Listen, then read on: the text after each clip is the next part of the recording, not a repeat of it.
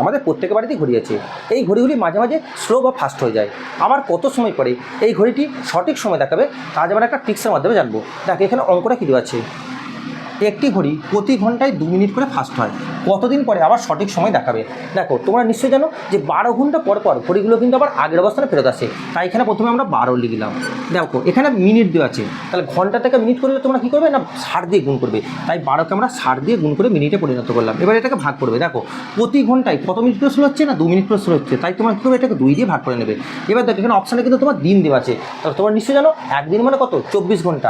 তাই তোমরা কী করবে এটাকে 24 দিয়ে গুণ করে নাও। এবার এটা 24 টাকার পরিণত করে কাটাকাটি করো। দেখো 12 2 24 হয়, 2 30 60 হয়, 2 15 30 হয়, অর্থাৎ 15 দিন পর আবার সঠিক সময় দেখাবে, যেটা হচ্ছে অপশান বি এর মধ্যে। তাহলে এই অঙ্কটা তোমরা যদি বুঝতে পারো তাহলে এই অঙ্কের উত্তর কত হবে তোমার উত্তর কমেন্ট বক্সে জানাও।